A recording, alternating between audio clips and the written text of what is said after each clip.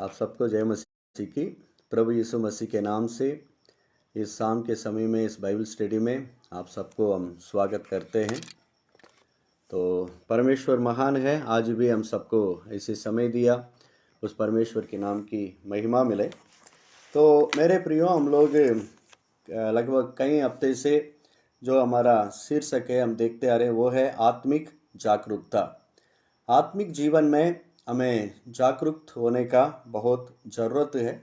तो मैंने पहले हफ्ते में बताया कि अवेयरनेस या जागरूकता का क्या मतलब है, और उसके बाद मैंने बताया आत्मिक जीवन में हमें जागरूक होने का क्या ज़रूरी है। तो आत्मिक जीवन में हम जागरूक होने का दो मेन रीज़न है। एक है शैतान जो है खरजने वाले सिंह के समान खोज में है। वो किसके लिए खोज में है कि वो हमारी विश्वास को नष्ट करना चाहता है। यदि हम सावधान नहीं रहेंगे तो शैतान हमारे विश्वास को नष्ट कर सकता है। और दूसरा है क्यों हम आत्मिक जीवन में जागरूक होना है, क्योंकि उसका दूसरा कारण है मसीहत में या मसीहत या कलीसिया में बहुत सारे झूठे सेवक पाए जाते हैं, झूठे उपदेशक या सेवक पाए जाते हैं। इसीलिए हमें जागते रहना बहुत ज़रूरत है। तो मरकुस उसका 13 अध्याय में जब प्रभु यीशु मसीह अपने दूसरे आगमन के समय में संसार में क्या क्या होना है उसके बारे में जब वो चर्चा करते हैं, उस समय 13 अध्याय उसके 33, 35 और 37 में लगभग 3 जगह में बार बार प्रभु यीशु मसीह जागते रहने के लिए बताते। वो कहते हैं जागते रहो, जागते रहो, जागते रहो। यदि हम जागते नहीं रहेंगे तो हम हमारे आत्मिक जीवन में धोखा खा सकते हैं। इसीलिए आत्मिक जीवन में जागरूकता बहुत ज़रूरत है। और पिछले हफ्ते हम देख रहे थे हमें कहाँ कहाँ हमें धोखा खाने का संभावना है। एक तो शैतान खोज में है, दूसरा बहुत सारे गलत उपदेशक सेवक देश में पाए जाते हैं, कलीसिया में पाए जाते हैं। तो इसलिए हमें सावधान रहना है, नहीं तो हम धोखा खा सकते हैं। तो हमें हम विशेष करके हम कहाँ कहाँ धोखा खाने की संभावना है उसके अंतर्गत पिछले हफ्ता हम देख रहे थे पहला कुरिन्थियों 11 अध्याय उसके 28 में पौलुस कहता है कि अपने आप को जांच लो। हम कई बार हम दूसरों को जांचने के लिए हम बहुत प्रयास करते हैं, वो ऐसे हैं, ये वैसे हैं, वो ठीक नहीं है, ये ठीक नहीं है। ऐसे हम दूसरों के ऊपर ज़्यादा हम आरोप लगाते हैं, जांचने के लिए हम प्रयास करते हैं। पर पहला कुरिन्थियों 11 अध्याय उसके 28 में पौलुस कहता है कि अपने आप को जांच ले, यानी अपने आप को परखना जरूरी है। इसके अंतर्गत पिछले हफ्ते हम देख रहे थे 100 भजन संहिता 139 उसका 23 और 24 में दाऊद परमेश्वर से प्रार्थना करता है, कहता है प्रभु परमेश्वर मुझे जांच ले। यानी वो अपने मार्ग को परमेश्वर के सामने बताता है, प्रभु मेरे जो आत्मिक मार्ग है वो आपके साथ जुड़ा हुआ है या मैं भटक गया हूँ, मुझे जांच ले। ऐसे वो परमेश्वर से प्रार्थना करता है। क्योंकि क्या होता है ना, कई बार हमें लगता है कि हम परमेश्वर के साथ जुड़े हैं, हम परमेश्वर की मार्ग में चल रहे हैं, पर कई बार हमें मालूम नहीं होता है कि हम परमेश्वर की मार्ग से कई बार बहुत दूर चले जाते हैं। तो उसकी उदाहरण के लिए हमने देखा कि स्वयं दाऊद जब बत्शबा के साथ पाप कर चुका था, फिर भी उनकी गलती उनको मालूम नहीं हुआ। जब नातान आकर उनके सामने एक कहानी को बताया, तभी जाकर दाऊद को उनकी गलती मालूम हुआ है। तो इसलिए मेरे प्रियो, हम अपने आप को जांचने का बहुत ज़रूरत है। अपने अपने अपने आप को जब जांचने की हम बात करते हैं, उसमें पहले जो हमें जांचना है कि हमारी मार्ग जो जिसमें हम जाते हैं, हमारी मसीही मार्ग या परमेश्वर के साथ जो हमारी जीवन है वो सही है क्या, उसको हमें अपने आप को जांचना, परमेश्वर की उपस्थिति में रखना जरूरी है। नहीं तो हम धोखा खा सकते हैं और शैतान हमें वंचित कर देगा। और दूसरी बात जो अपने आप को जांचने में दूसरी बात यह है कि आज हम देखेंगे क्यों हमें अपने आप को जांचना है, कहाँ हम धोखा खा सकते हैं। दूसरा है क्यों हमें अपने आप को जांचना है, दूसरा कारण है क्योंकि अपने भूल चूक को या पापों हमें मालूम नहीं होता है। दूसरा कारण, अपने भूल चूक या पाप हमें मालूम नहीं होता है। इसके लिए हम निकाल सकते हैं भजन संगीता उसका 19 अध्याय और वचन 12। भजन संगीता 19 उसका वचन 12 में लिखा है, अपनी भूल चूक को कौन समझ सकता है, मेरे गुप्त पापों से तू मुझे पवित्र कर। यहाँ भी दाऊद ही प्रार्थना करता है। वो क्या प्रार्थना करता है? अपनी भूल चूक को कौन समझ सकता है। ये एक बड़ी एक गंभीर बात है। हमारे जीवन की जो गलतियां हैं हमें क्या हो जाता है, हमें मालूम नहीं होता है। हम कई बार समझ लेते हैं कि मैं बिल्कुल सही हूँ, मेरा जीवन सही है, पर क्या हो जाता है कि हमारी जो भूल चूक है, हमारी जो गलतियां हैं हमें क्या नहीं होता है, मालूम नहीं होता है। इसलिए दाऊद कहता है, अपने भूल चूक को कौन समझ सकता है। ये बड़ी एक कठिन बात है। हम यानी क्योंकि ये मालूम ही नहीं होता है, अपने जो भूल चूक है, जो गलतियां हैं वो हमें मालूम नहीं होता है। तो इसलिए दाऊद कहता है कि अपने भूल चूक को कौन समझ सकता है भाई, क्योंकि ये बड़ी बात है। तो परमेश्वर से कहता है। तो मेरे भाइयों बहनों, हमें आत्मिक जीवन में जागरूक होने का जरूरत है। तो यदि हम जागरूक नहीं होंगे हम धोखा खा सकते हैं। उसमें पहले हम धोखा कहाँ खाते हैं? हम खुद ही हम अपने आप को क्या कर देते हैं, कई बार हम धोखा देते हैं। तो धोखा कहाँ हो जाता है, क्यों हमें सावधान रहना है। पिछली बार हमने देखा है कई बार हम परमेश्वर की मार्ग से भटक जाते हैं। दूसरा, अपने जो भूल चूक है या जो पाप है हमें मालूम नहीं होता है। तो इसलिए उसे मालूम करना, हमारी भूल चूक, हमारी गलती, जो हमारे पाप है उसके बारे में जानकारी हमारे लिए होना जरूरत है। उसे हमें समझना बहुत जरूरत है। तो आप इधर दाऊद इस बातों को कब वो कहता है, इस 19 अध्याय में 7 वचन से लेकर 8 तक हम देखेंगे तो दाऊद परमेश्वर के वचन के बारे में कहता है। इसमें दाऊद मैं पढ़ना चाहता हूँ 7 और 8 वचन को। दाऊद इसमें क्या लिखते हैं कि यहोवा की व्यवस्था खरी है, वो प्राण को बहाल कर देती है। यहोवा के नियम विश्वास योग्य हैं, साधारण लोगों को बुद्धिमान बना देते हैं। यहोवा के उपदेश सिद्ध है, हृदय को आनंदित कर देते हैं।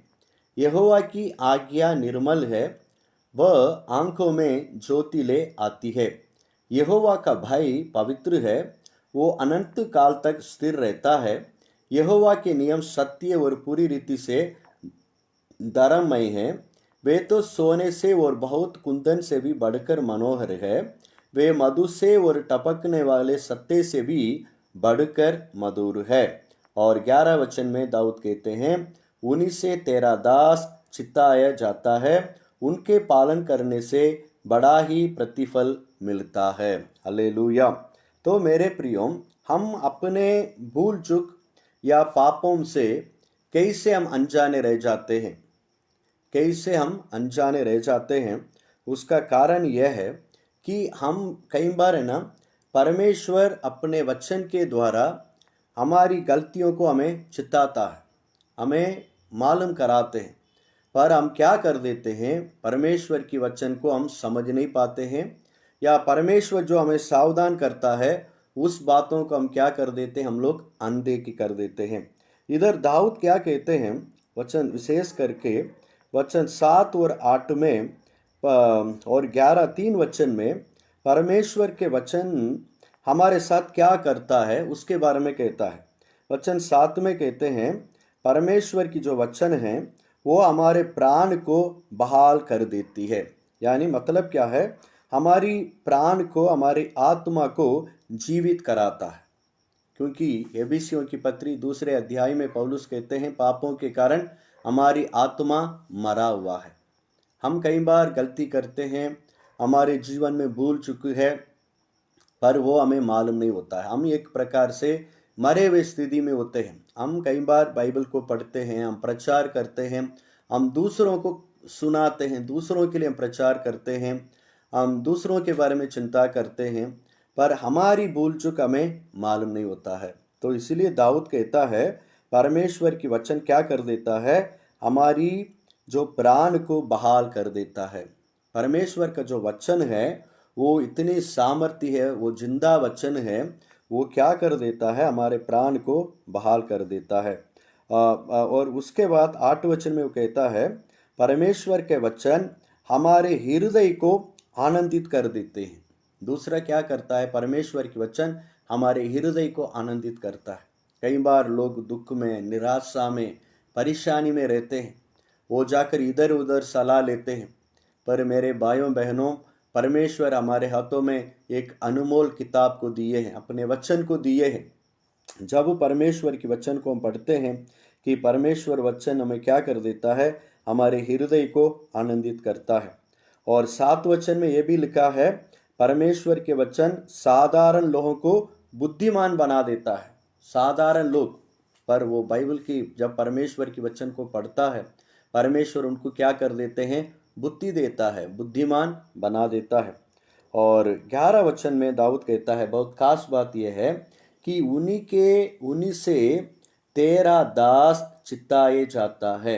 यानी जो परमेश्वर का वचन है उसके द्वारा परमेश्वर के लोग चिताए जाते हैं। यानी परमेश्वर का जो वचन है वो क्या कर देता है, हमारी भूल चूकों को, हमारी गलतियों को हमें प्रकट करता है। जब हम परमेश्वर की वचन को ध्यान पूर्वक पढ़ते हैं, परमेश्वर का वचन, जीवित वचन क्या कर देता है, हमारी गलतियों को हमें हमारे सामने लेके आता है, हमारे गलतियों को हमें प्रकट करता है, उसके द्वारा हमारी गलतियां मालूम होता है। पर समस्या क्या है, हम क्या करते हैं, परमेश्वर की वचन को तो हम पढ़ते हैं पर हम उसके ऊपर ध्यान नहीं करते हैं, और दूसरा उसको हम अमल नहीं करते। तो इसलिए हमारी भूल चूक हमें मालूम नहीं होता है। मेरे भाइयों बहनों, कि हमें इस बातों को समझना है कि हम सभी लोगों को परमेश्वर न्याय करेगा। यानी कि इब्रानियों की पत्र में लिखा है, सबको एक दिन मरना है, मरने के बाद न्याय के लिए परमेश्वर के सामने खड़े होना है। तो कई लोग दूसरे जन्म के बारे में बताते हैं, पर बाइबल परमेश्वर के वचन में लिखा है, परमेश्वर के लोगों को दूसरे जन्म की बात नहीं है। जब परमेश्वर के लोगों को दूसरे जन्म है नहीं है, जब हम प्रभु यीशु मसीह के ऊपर विश्वास करते हैं, मरना है, मरने के बाद यीशु मसीह जब आएंगे, हम जीवित होकर उनके साथ अनंत काल के लिए उनके साथ नए रहना है।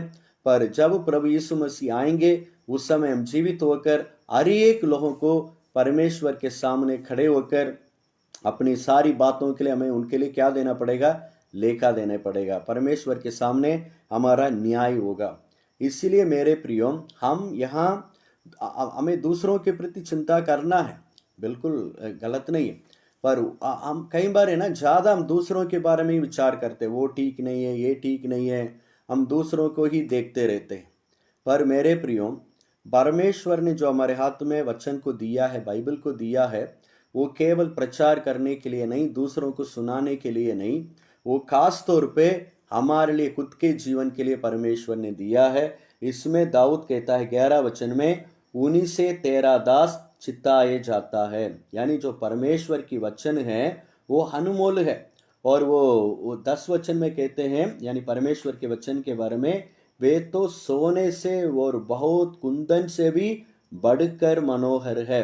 परमेश्वर के वचन कैसे हैं, सोने और बहुत कुंदन से भी बढ़कर मनोहर है, और मधु और टपकने वाले सत्ते से भी बढ़कर मधुर है। यानी परमेश्वर की वचन बहुत मधुर है, वो सोने चांदी से भी वो बहुत महंगा है मेरे भाइयों बहनों।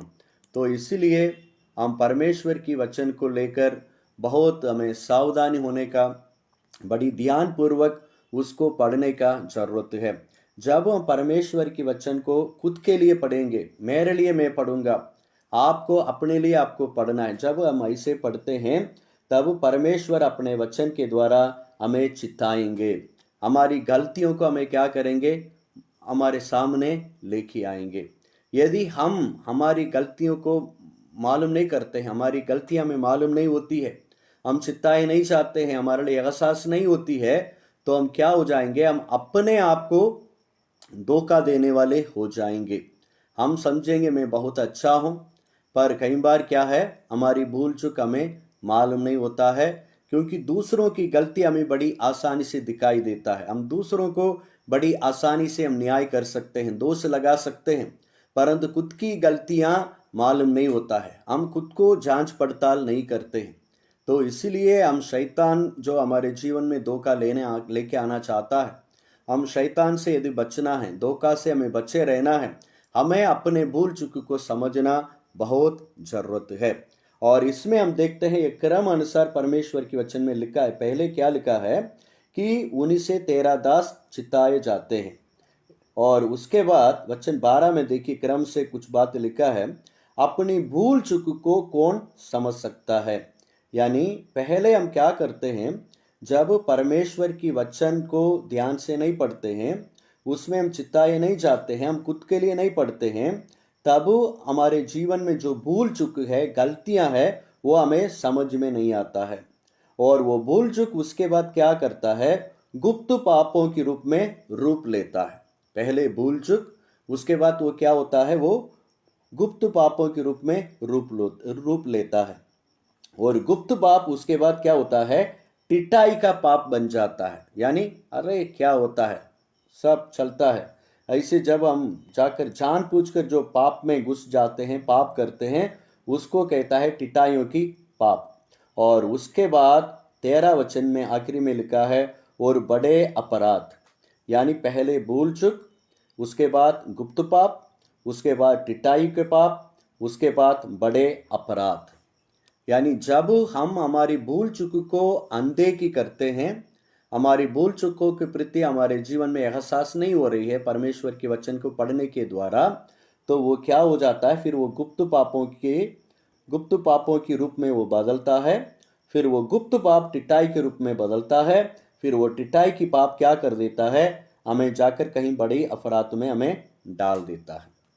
तो इसलिए मेरे भाइयों बहनों, हमें पहले अपने आप को जांचना, अपने आप को समझना बहुत जरूरत है। आत्मिक जीवन में जागरूक होने का पहला जो मतलब है, अपनी गलतियों को हमें मालूम करना है, अपने भूल चूक हमें मालूम होने का बहुत बहुत जरूरत है। तो परमेश्वर ने हमारे हाथों में वचन को इसीलिए दिया है कि उसके द्वारा हम क्या करें, हमारी गलतियों को हम मालूम कर सकें। हम जब भी बाइबल पढ़ते हैं, परमेश्वर के वचन को मनन करते हैं, हमें दूसरों के लिए नहीं पढ़ना है, हाँ इसमें क्या आ रही है, मैं इससे कैसे मैं संदेश तैयार करूं, इसके द्वारा मैं कैसे दूसरों को प्रचार करूं, ये मन में रखकर हम वचन को नहीं पढ़ना चाहिए। हम परमेश्वर की वचन को, आप हो या मैं हो, हम सबको खुद के लिए पढ़ना है। परमेश्वर का वचन तर्पण है, वो उसके सामने जब हम खड़े होते उसको पढ़ते हैं, वो हमारी जीवन को हमें प्रकट करता है। आजकल कई लोगों के बाद हम सभी को है, ये बड़ी समस्या है। हम लोग यानी बाइबल के जो परमेश्वर की वचन को उतना महत्व नहीं देते हैं। पर मेरे भाइयों बहनों, परमेश्वर का वचन जो है वो सोने से और बहुत कुंदन से भी बढ़कर मनोहर है। तो उस परमेश्वर की वचन को हमें महत्व देना है। परमेश्वर की वचन को पढ़ने के द्वारा हमारी गलतियां हमें मालूम होता है, हमारी भूल चूक को हम समझ पाते हैं। यदि हम परमेश्वर की वचन को खुद के लिए नहीं पढ़ेंगे, हमारे जीवन में भूल चूक हो सकता है। वो भूल चूक फिर गुप्त पापों के रूप लेगा, फिर वो गुप्त पाप टिटाई की पापों में बदलेगा, वो टिटाई की पाप फिर बड़े अपराधों से हमें लेके चले जाएगा। तो इसीलिए हम बड़ी सावधानी से जब भी परमेश्वर की वचन को हम पढ़ते हैं, हम खुद के लिए पढ़ना है, दूसरों के लिए हमें नहीं पढ़ना है, प्रचार के लिए हमें नहीं पढ़ना है। हम खुद के लिए पढ़ेंगे तो जो हम अपने आप को हमारे जीवन में बचे रह सकते हैं, और विशेष करके जो हम आत्मिक जीवन में जागरूक हो सकते हैं, और जो शैतान एक गरजने वाली सिंह के समान जो हमारे विश्वास को नष्ट करना चाहते हैं, उससे हम बचे रह सकते हैं।